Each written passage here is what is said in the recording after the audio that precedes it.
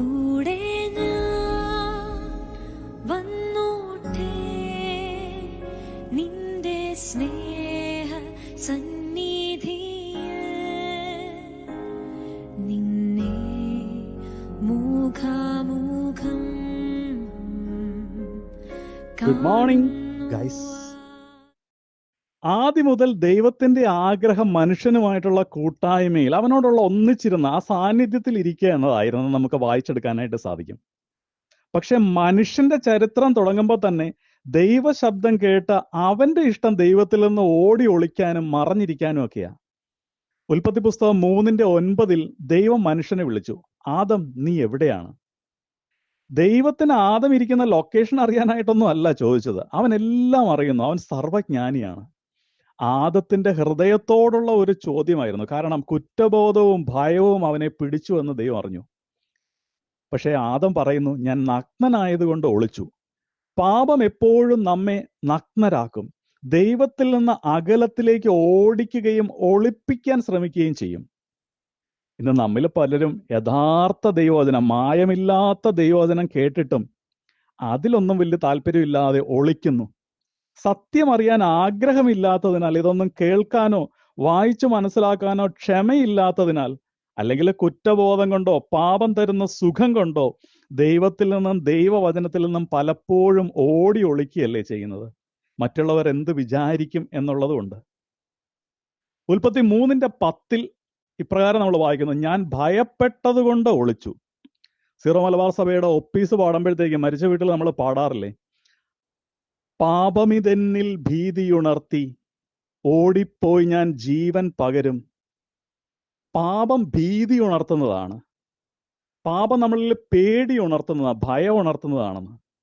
ഇത് കഴിഞ്ഞിട്ട് വീണ്ടും നമ്മൾ പാടാറുണ്ട്, പാപം വലുതാണതുപോലങ്ങേ കൃപയും വലുതെന്നറിവൂ ഞങ്ങൾ. എല്ലാം നമുക്കറിയാം, പക്ഷെ പാപം വിടാൻ പറ്റൂല. അത് തരുന്ന സുഖത്തിൽ തുടരുകയും വേണം, കൃപ നിറയുകയും വേണം. എന്താ അല്ലേ? പാപം കടന്നു വരുമ്പോൾ കർത്താവ് ഇന്നും ചോദിക്കുന്നുണ്ട്, മോനെ അല്ലെങ്കിൽ മോളെ നീ എവിടെയാ? ഒളിച്ചിരിക്കാതെ പറയാനായിട്ട് പറ്റുന്നുണ്ടോ, Lord I am here, here I am. കർത്താവേ ഞാൻ ഇവിടെയുണ്ട്. മോശയ്ക്ക് ഒരു പഴയ കാലം ഉണ്ടായിരുന്നു, കൊലപാതകി, എല്ലാ സൗഭാഗ്യങ്ങളിൽ നിന്നും ഒളിച്ചോടിയവൻ, ആടുകളെ മേയ്ക്കുന്ന പരാജയപ്പെട്ട ഒരു മനുഷ്യന്റെ ജീവിതം. പക്ഷേ മുൾച്ചെടിയുടെ നടുവിൽ നിന്ന്, അഗ്നിയിൽ നിന്ന് ദൈവം വിളിച്ചപ്പോൾ അവൻ ഒളിച്ചോടിയില്ല. ഓൺ ദ സ്പോട്ട് മറുപടി പറഞ്ഞു, ലോർഡ് ഹിയർ ഐ ആം, കർത്താവേ ഇതാ ഞാൻ. ദൈവത്തെക്കുറിച്ച് അന്വേഷിക്കുന്ന ഹൃദയങ്ങളിലാണ് ദൈവവചനത്തിന്റെ വിളി, ദൈവ ശബ്ദം നമുക്ക് കേൾക്കാനായിട്ട് സാധിക്കുന്നത്. ഗോസ്പൽ, ദൈവവചനം, അതൊരു യാത്രയാണ്. ഭയത്തിൽ നിന്ന് വിശ്വാസത്തിലേക്കുള്ള യാത്ര, ഫ്രം ഫിയർ ടു ഫെയ്ത്ത്. അപമാനത്തിൽ നിന്ന് സമർപ്പണത്തിലേക്കുള്ള യാത്ര, ഫ്രം ഷെയിം ടു സറണ്ടർ. പേടിച്ചൊളിച്ചിരിക്കുന്ന അവസ്ഥയിൽ നിന്ന് ദൈവശബ്ദത്തിന്റെ ആ ശബ്ദം കേട്ട ഇടത്തേക്ക് ഇറങ്ങി വരാനുള്ള ധൈര്യത്തിന്റെ അവസ്ഥ.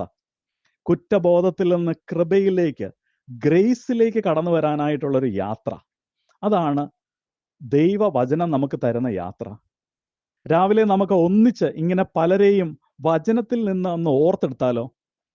ഉൽപ്പത്തി പുസ്തകത്തിൽ ആദത്തിനെ വിളിക്കുന്നു. ആദം വിളി കേട്ടിട്ടെങ്കിലും ഒളിച്ചിരിക്കുന്നതാണ് നമ്മൾ കണ്ടത്. 22:1 ഉൽപ്പത്തി 22:1 അബ്രഹാമിനെ വിളിക്കുന്നു. അബ്രഹാം പിതാവ് ഉടനെ തന്നെ പറഞ്ഞു, ലോർഡ് ഹിയർ ഐ ആം, കർത്താവേ ഇതാ ഞാൻ. ഉൽപ്പത്തി 31:11 യാക്കോബിനെ ദൈവം വിളിക്കുന്നു. തെറ്റുകളൊക്കെ പലതും ചെയ്തു, വഞ്ചനയൊക്കെ ചെയ്തിട്ടാ വന്ന് കിടക്കുന്നത് മരുഭൂമിയിൽ.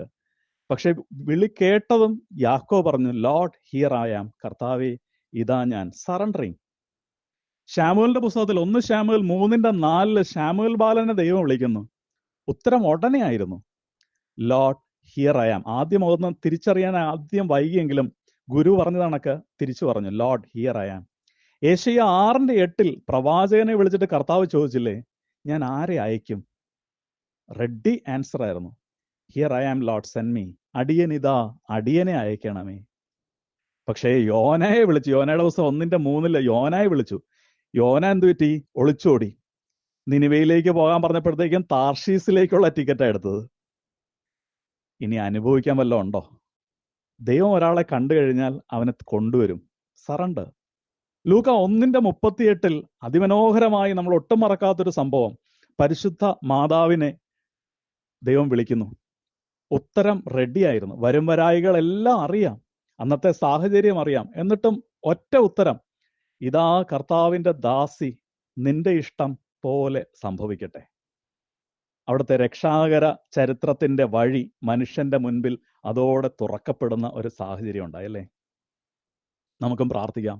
പലപ്പോഴും ദൈവത്തിന്റെ വിളി കേട്ടിട്ടും പല സമയത്തും പലതിൽ നിന്നും ഒളിച്ചോടുന്ന നമ്മുടെ ആ ഒരു അനുഭവത്തിൽ നിന്ന്, അല്ലെങ്കിൽ ആ ഒരു സ്വഭാവത്തിൽ നിന്ന് ഇടയ്ക്കെങ്കിലും ദൈവശബ്ദം ഒന്ന് കേൾക്കാനും അത് സറണ്ടർ ചെയ്യാനും സാധിച്ചാൽ ജീവിതത്തിന്റെ ഗതി തന്നെ മാറ്റി നിത്യത വരെ എത്തിക്കുന്നതിന് വേണ്ടിയിട്ടും എല്ലാ ഐശ്വര്യങ്ങൾ തരാൻ വേണ്ടിയിട്ടും കർത്താവ് ഇന്നും ജീവനോടെയുണ്ട്.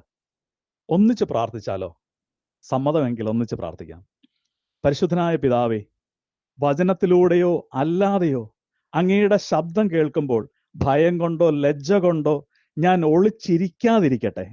സ്വയം വഞ്ചിക്കാതെ ഹൃദയം തുറന്ന് ഞാൻ പറയാൻ ശ്രമിക്കട്ടെ. കർത്താവേ, Lord, here I am, speak to me, send me. കർത്താവേ, ഇതാ ഞാൻ, അരുളി ചെയ്താലും എന്നെ അയച്ചാലും.